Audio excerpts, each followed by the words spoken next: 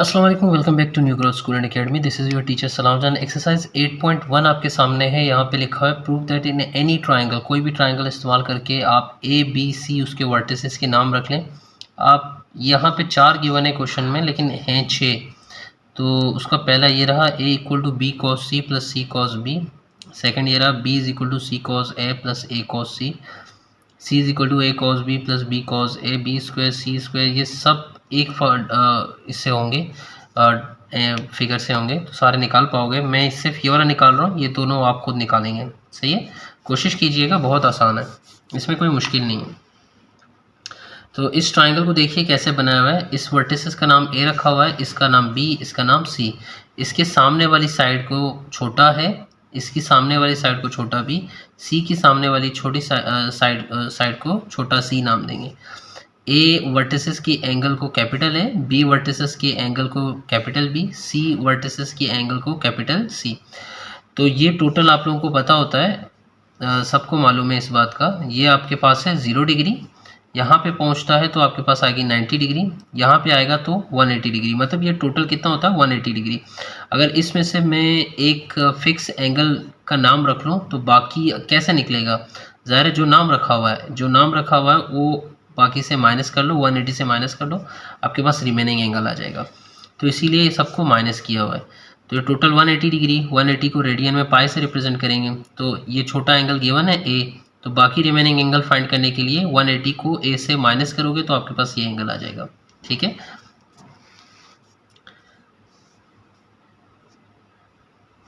अगर ये 60 है तो बाकी कितना होगा 120 हो जाएगा, क्योंकि टोटल 180 है। इसी तरह तो पाई माइनस ए लिख दिया है। अब हमने ये वेरीफाई करना है, इसका निकालने का तरीका बहुत आसान है। क्या करेंगे, हम कंसिडर करेंगे लेट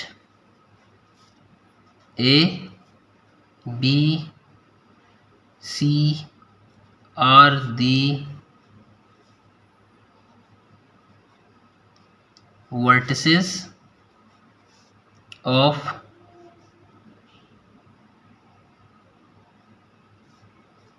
having sides a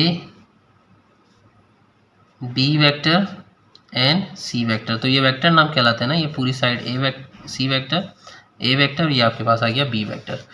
तो मेरे प्यारे बच्चों, अब इसको रिजॉल्व करते हैं। आपको पता है sum of the sides of a triangle 0 के बराबर होता है। तो साइड्स यहाँ पे a B c vector form में गिवन है, तो आप लिखोगे a vector plus b vector plus c vector, इन तीनों का सम किसके बराबर है 0 के बराबर है। आपने जो फाइंड करना है, ए फाइंड करना है, बी फाइंड करना है, या सी, बी या सी कोई भी फाइंड करना है, बाकी रकमों को राइट साइड पे शिफ्ट कर लें। यहाँ पे लेफ्ट साइड पे सिर्फ ए होना चाहिए, बी और सी को राइट साइड पे ले जाते हैं। तो हो जाएगा A vector is equal to, ये हो जाएगा minus B vector minus vector C. ठीक है, तो प्लस वहाँ जाके minus plus C, right side पे जाके माइनस सी। अब आपने क्या करना है, जो चीज़ यहाँ पे मौजूद है उसका डॉट प्रोडक्ट दोनों तरफ लेना है। तो taking dot product of vector A, तो दोनों तरफ डॉट प्रोडक्ट लेना है। जो चीज़ यहाँ पे मौजूद है उसको दोनों तरफ आपने क्या करना है, डॉट प्रोडक्ट ले लेना है। तो जाएगा ए वेक्टर, इसका dot product of A vector is equal to minus B vector minus C vector. यहाँ पे भी हमने क्या करना है, डॉट प्रोडक्ट लेना है ए वेक्टर का। ए डॉट ए, अगर आपको पता हो, अगर आपको याद हो, आप लोगों ने प्रॉपर्टीज पढ़ी हुई हैं, dot product of itself of vector उसके स्क्वायर के बराबर होता है। You read it from the physics first year. So dot product of itself of a vector आपके पास बराबर होगा ए स्क्वायर के। अब इसको सॉल्व भी कर सकते हो, उसका फॉर्मूला मैं आपको बता देता हूँ। Minus B vector dot a vector minus C vector dot a vector. तो b dot a vector, c dot a vector या सी वेक्टर। तो यहाँ पे फॉर्मूला आपको पता लग जाएगा। फॉर्मूला क्या है, माइनस बी का मैग्नीट्यूड, ए का मैग्नीट्यूड, कॉस, यहाँ पे एंगल आएगा बी और ए के दरमियान। फिगर क्या है आपका, फिगर देख लो। सो ये आपके पास बी वेक्टर है, ये आपके पास ए वेक्टर है, इन दोनों के एंगल दरमियान बन रहा है पाई माइनस सी, तो टोटल एंगल लेंगे तो हो जाएगा पाई माइनस सी। तो आप डायरेक्ट भी ले सकते हो cos C, that would be the result. इसी तरह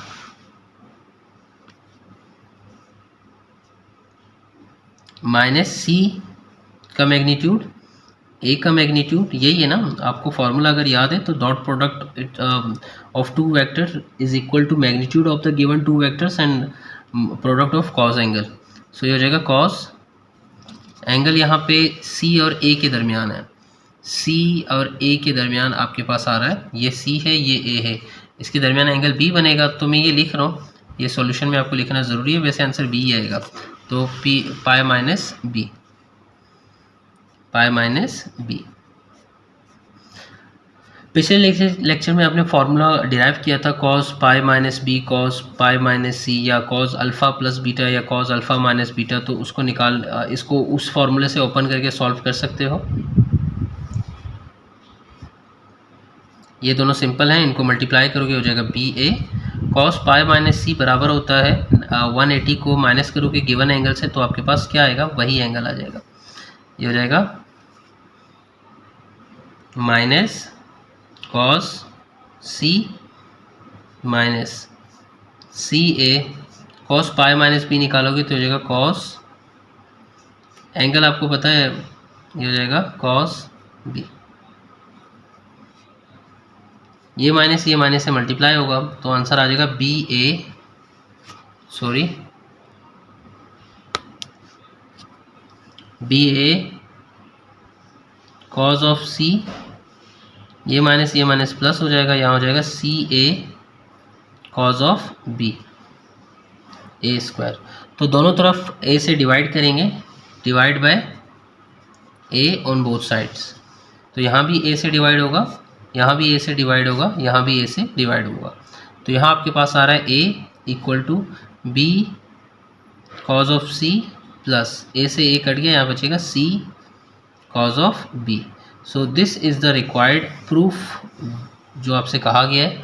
अगर किसी बच्चे को ये वाली चीज़ समझ नहीं आई तो यहाँ पे आप फार्मूला यूज़ करेंगे कॉस पाई माइनस सी का, ये वाला formula cos alpha minus beta, ये बराबर होगा cos alpha cos beta plus sine alpha sine beta. तो यहाँ पे वैल्यूज़ पुट होंगे आपके पास, यहाँ पे कॉस पाई माइनस कोई भी वैल्यू रखी होगी, सी बी कुछ भी, तो यहाँ पे पुट कर लो cos pi cos C plus sine pi sine C is equal to, ये आपको रफ वर्क समझाने के लिए कर रहा हूँ, यहाँ पे मैंने डायरेक्ट किया है।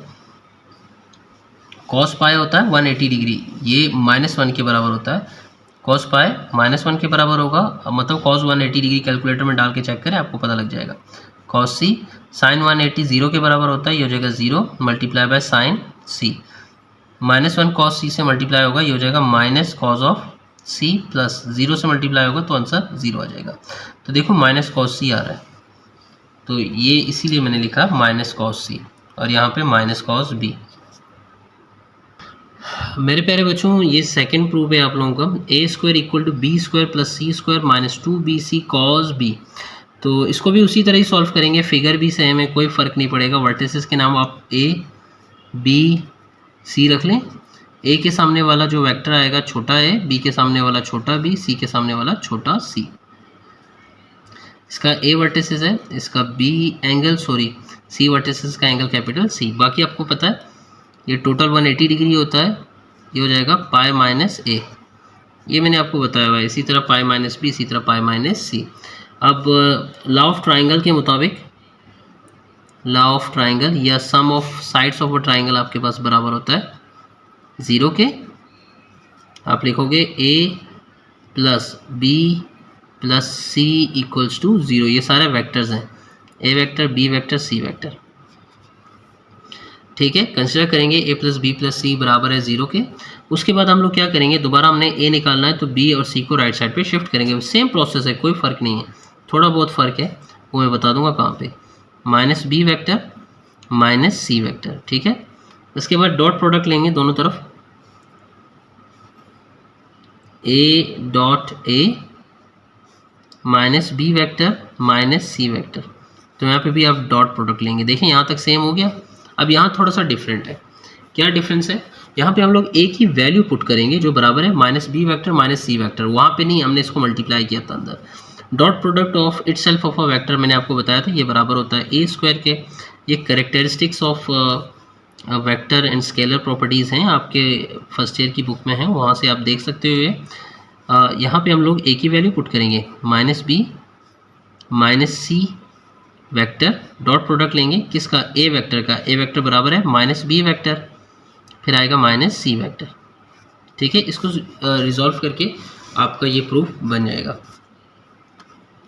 इसको इन दोनों से मल्टीप्लाई करेंगे, ये हो जाएगा A square is equal to minus B को दोनों से मल्टीप्लाई करो, minus minus plus B dot B vector. ठीक है, minus minus plus B dot C vector, दोनों वेक्टर हैं, minus minus plus C dot B vector minus minus plus C dot C vector. ठीक है, इसके बाद यहाँ पे भी dot product of itself of a vector आ रहा है, यहाँ पे भी dot product of itself of a vector आ रहा है। तो सब में मैं फार्मूला यूज़ करूँगा ताकि आपको यहाँ पे काफ़ी कुछ क्लियर हो जाए। तो इसका फार्मूला है बी का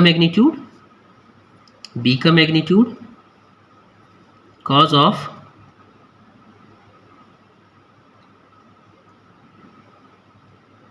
इटसेल्फ ऑफ अ वेक्टर। तो इसका एंगल दोनों एक ही साइड में है, ये देखें, ये बी डॉट बी या बी वेक्टर और बी वेक्टर, मतलब ये बी वेक्टर है, इसके साथ एक और बी वेक्टर अगर हो जाए, इन दोनों के दरमियान एंगल क्या बन रहा है? 0 degree.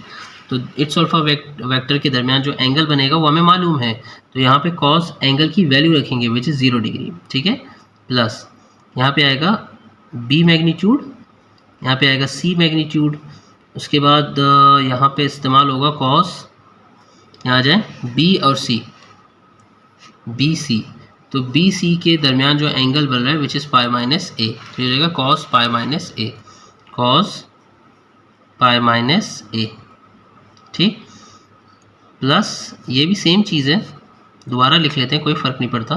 B vector C vector, यह आ जाएगा कॉस पाई माइनस ए।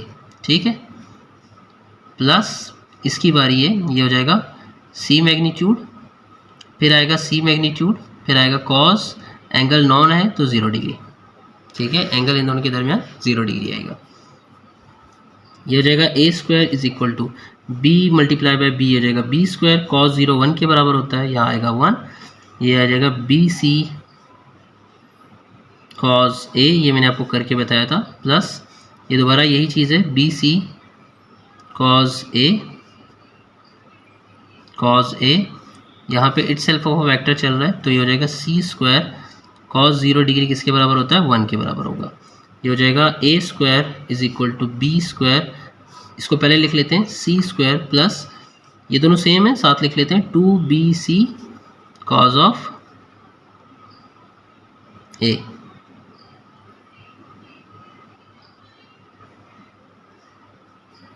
तो मेरे प्यारे बच्चों, this is the required result. एक छोटी सी गलती है, ये कॉज बी नहीं होगा, यहाँ पे कॉज ए आएगा। ठीक है, ये आप लोगों ने प्रूफ किया है, कॉज ए आ रहा है तो यहाँ पे कॉज ए आएगा।